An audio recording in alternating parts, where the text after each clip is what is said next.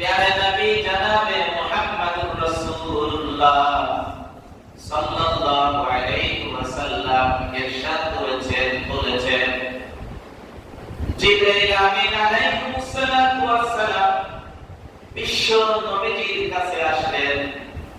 আসার পরে বলতেছেন ও পয়গম্বর, ও আল্লাহর নবী জনাবে মুহাম্মদুর রাসূলুল্লাহ সাল্লাল্লাহু আলাইহি ওয়াসাল্লাম আল্লাহ রাব্বুল আলামিন আপনাকে সালাম দিয়েছে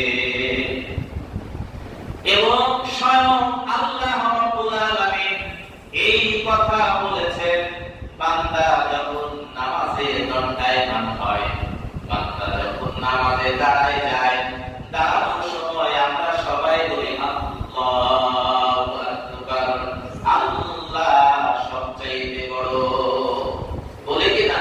তাকবীরে তাহরিমা অর্থাৎ সমস্ত কিছু এই একটা শব্দ বলার দ্বারা হারাম হয়ে গেল, আর কোনো কিছু এই সালাম ফেরানোর আগ পর্যন্ত আমার মনের ইচ্ছা মতো করার কোনো কিছু নাই।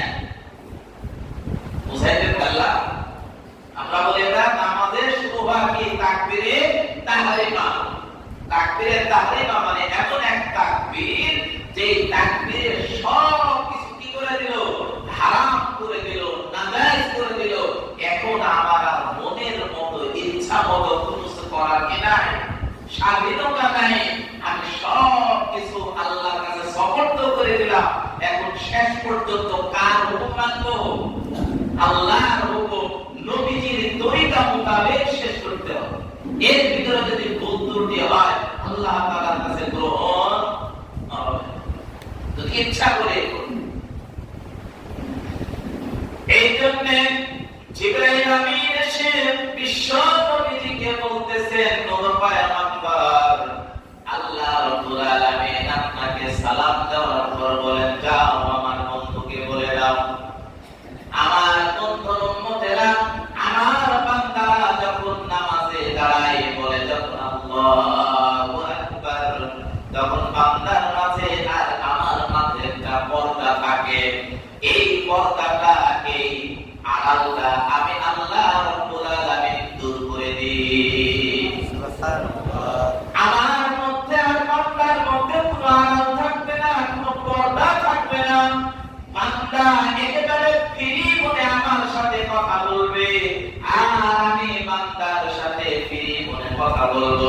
এখানে কোনো মাধ্যমের দরকার নাই, এখানে কোনো পর্দা থাকবে না, এখানে কোনো অনুমতির প্রয়োজন নাই।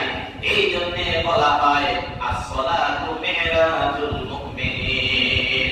এটা হাদিস না, ঐতিহাসিক বিজ্ঞ মানুষদের কথা। অর্থাৎ আল্লাহ রাব্বুল আলামিনের সাথে আরশে আজিমে আমার নবী, আপনার নবী, বিশ্ব নবী মেরাজ করেছেন, আল্লাহর সাথে কথোপকথন করেছেন। আর এই উম্মতের জন্য আল্লাহ রাব্বুল আলামিন 5 ওয়াক্ত নামাজ মেরাজ করে দিয়েছে।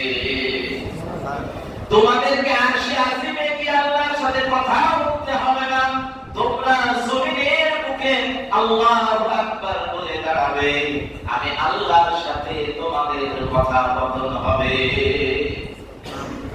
এই কথা জিবরাইল আমিন বলতেছেন, ও পয়গম্বর, আপনার বান্দা যখন বলে আল্লাহু আকবার, আল্লাহ রাব্বুল আলামিন বলেন বান্দার মাঝে আমার মাঝে আর কোনো পর্দা থাকবে না। সরাসরি বান্দা তুমি বলো, আমার সাথে কথা বলো। বান্দা তখন সূরা ফাতিহার প্রথম শব্দটুকু বলে আলহামদু, সমস্ত প্রশংসা যাবতীয় গুণগান, শুধু এই কথাটুকু বান্দা বলে। আল্লাহ রাব্বুল আলামিন প্রশ্ন করেন, বান্দারে সমস্ত প্রশংসা কার? তুমি কার গুণগান গাও বলো বান্দা। এবার বান্দা পরের অংশটুকু তেলাওয়াত করে বলে লিল্লাহ,